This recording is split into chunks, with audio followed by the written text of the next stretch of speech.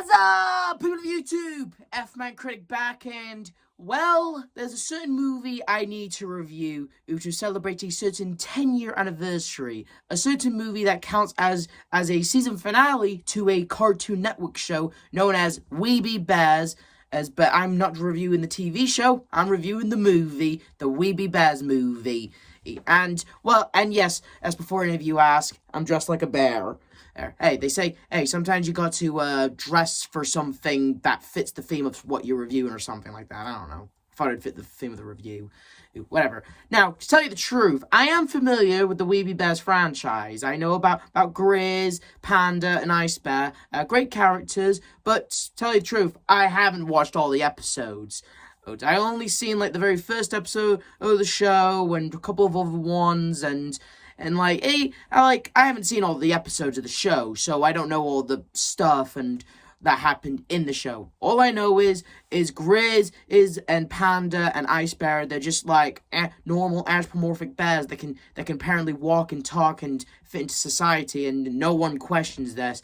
And sometimes goofy antics happens that, you know, and in this movie, they face their biggest adventure yet.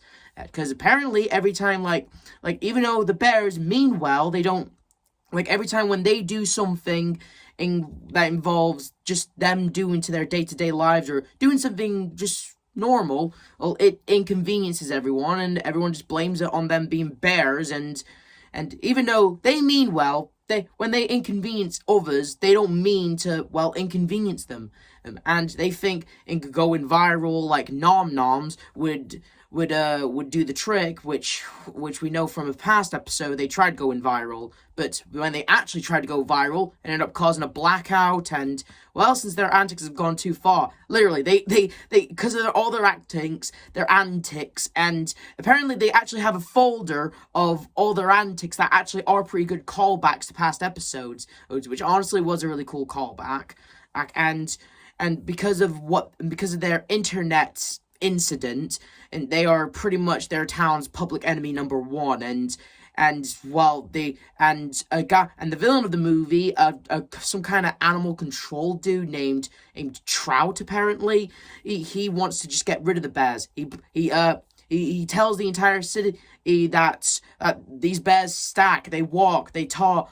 It's not normal. It's not normal for humanity. Basically, if I have to be honest here, the weakest part of the movie is the villain Trout. Now, Trout, don't get me wrong, he is actually a good villain. Well, sort of. I'm getting to that. I like his design. I like the guy who voices him.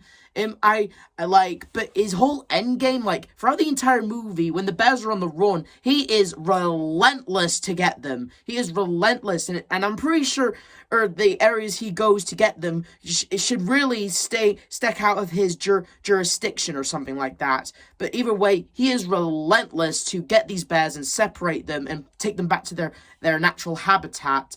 And, well, the bears, thinking that, since earlier in the movie, they went to a boutique stand and knowing that apparently Canada loves bears, as they go to Canada to start new lives. And also, this movie is also a bit of a road trip adventure / kind of musical. Like, there is a song in the movie where the brothers are singing life in Canada, and there's also a scene in the movie where they meet a party full of viral animals that first gives them a cold shoulder and tries to call the cops on them when they realize they're not viral. But when they actually hear about their story and feel bad for judging them too quickly and got to know about them a bit more, and they also are kind of references to real life.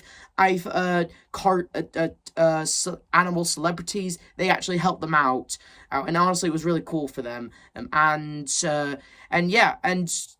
movie itself is really fun. I do like the idea of the bears going on the run. They're trying to go to Canada, and they're trying to avoid trouble any way they can. It also counts as an origin story of how the brothers became to be. I do know from the show, there are a few episodes of how the brothers got to where they are, but this episode confirms how they technically met. Apparently, they all met on a train station that almost killed them, but they managed to avoid death and became brothers to this day. And it's actually a really, I do like And the brothers, like, although they're not the same species of bear, and even though they're not related, who gives a shit? Because they are brothers. They love each other as brothers. Grizz is the brown bear. He loves his bros. Even if they're not the same species of bear as him, even if they're not biologically related, he loves them like actual bros. And they are, in a way, actual bros. Even if Trout doesn't think that they are. And there's like also this other joke in the movie where the cop right next to him who like every time when he's around Trout, sometimes Trout takes like a donut or his phone and shoves it in his mouth or something, like rude, and I think that pretty much counts as assault, dude. But whatever, he's too busy trying to pursue the bears.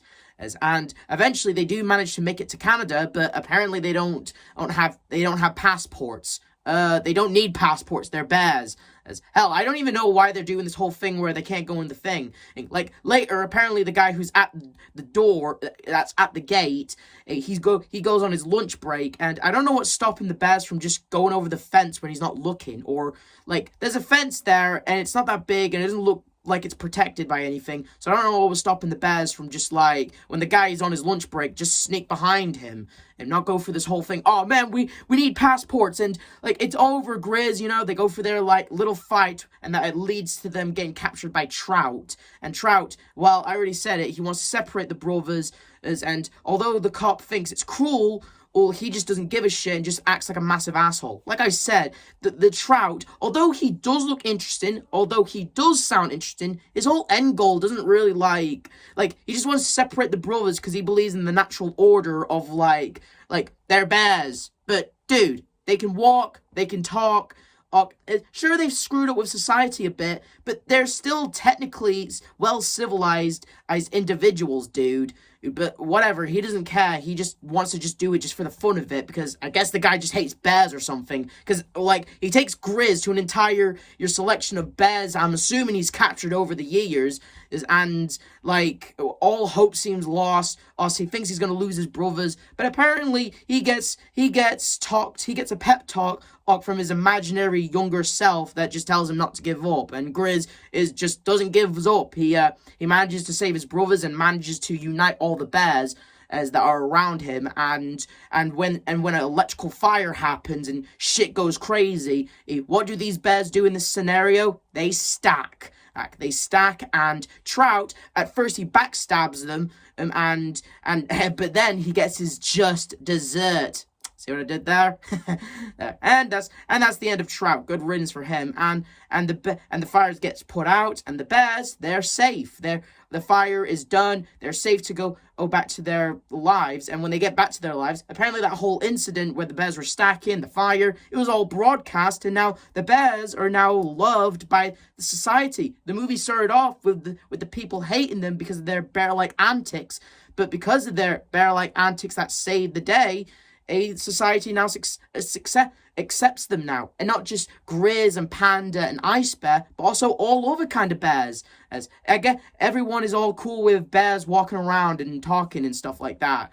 Although I don't understand, and like in the movie, Grizz, Panda, and Ice Bear, and some other animals we do meet along the way can talk. So in this world, animals can talk, but for some weird reason, the bears in the movie that Grizz come across us, they don't talk. I guess since they've been traumatized by Trout, I'm guessing they just chose to stay mute, I suppose. But whatever, for all the bears it's accepted by society. I guess in a way we all have a little bear inside of us in a way, and we honestly like there's a credits where we see like the bears fitting into society, and I won't lie, it's adorable. See, like when I first saw the credits, it was really cute seeing all the bears as in, you know, fitting in with society. It was getting jobs. It was really cute, I won't lie. And the brothers being accepted into society, they no longer have to try and be popular or something like that. It's all good. Trout, good riddance. And the Weeby Bears movie. And what can I say? But it was a really good movie. And it's not just a movie they gave the franchise. It's actually the movie that concludes the series, unlike some shows that decided to get one more season and ruin the franchise. As this show, on the other hand, this movie, it actually does end the show in a very, very best way. I don't think there was ever a better ending for this show than this movie. I'm happy this movie exists to say that it is the perfect ending to the We Be Bears as franchise. It's a great way of saying goodbye to all these characters and in a way of taking the Bears on their greatest adventure yet. And yeah, I really loved the We Be Bears movie. I think it was a really well season finale / movie, and it's just, yeah, I love the stuff between Ingrid, Panda, and Ice Bear. Although again, Trout, although I don't like his whole end goal or why he's so relentless for the Bears, I won't lie, his design is kind of cool, and I do like the guy who voices him. I do think the guy does a great job voicing Trout. And yeah, I think the movie was really, really well put together, really fun. It's got a bitchin' poster for the DVD, and yeah, this is the F-Man Critic telling you to like, subscribe, hit notification, and happy 10-year anniversary to the We Be Bears cartoon.